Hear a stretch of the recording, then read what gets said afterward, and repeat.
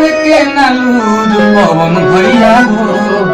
गुड़ के चक्कर में सिखाई देहला सूर पवन भैया आगे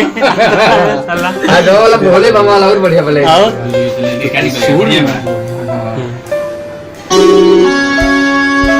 सुर में गाता ना ये अच्छा लगे रहे तुमको गावे के नालूर पवन भैया हो गुड़ के चक्कर में सिखाई देहला सूर काशी भोलेनाथ वाला बहुत तो हवा दानी करे लगान हो अरे लइले तारी बिहार यूपी में गरदा लौरी धूल पवन भैया हो मस्त लाइक है के चक्कर में तू सिखाई देहला सूर मस्त अरे लाइक है तू तो हवा दानी करे लगान के तो बोले ना ले तो हवा दानी रहली पे सूर तो भार देला सूर पवन भैया हो हमारे ने कहा और भोले बाबा दाने वाला नहीं तू तो हवा दानी तो हवा दानी खाना दानी हां बढ़िया बढ़िया बा बढ़िया बा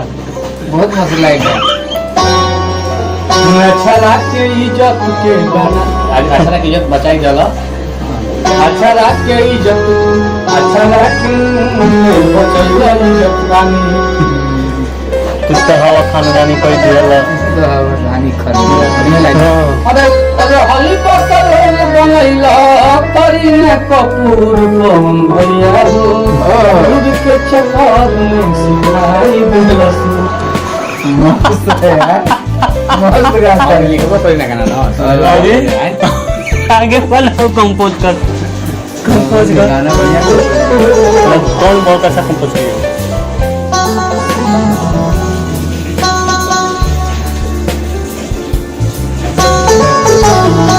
रिकॉर्ड करता नो हमरा के दिया तो लास्ट में दिया तो ना परमिशन बाद इस बात धीरज हमने के कभी कभी सुन लिए बढ़िया लगेला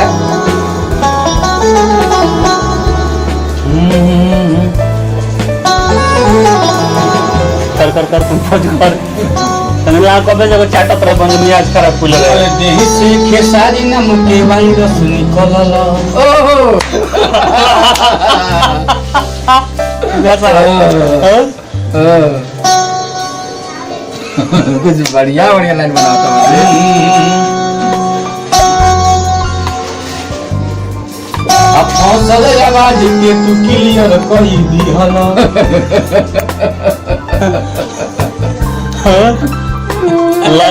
लाइव पियला भरपूर सबका लाइव पियला भरपूर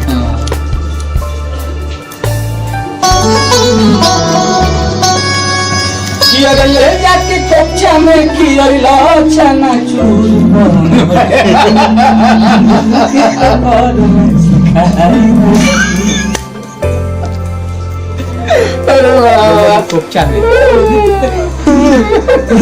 गाना और चले लायक गाना गई गा दे तो बेटा वाशिंग को दिखा वाशिंग करके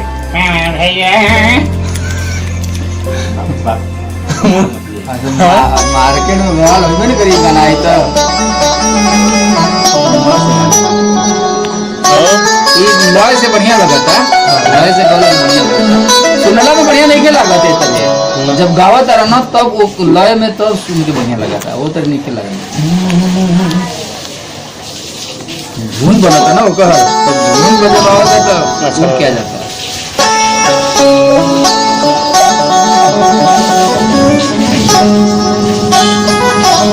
लास्ट अंतर व्यास लास्ट अंतर भोले दानी वाला हम सुन लेनी भोले दानी बाड़ा तू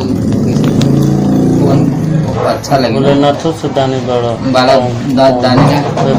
बोलना जान छोड़ना बोलना भोलेनाथो से दानी बड़ा भोलेनाथ लेखा दानी बड़ा पवन भैया हो दिहल सूर्य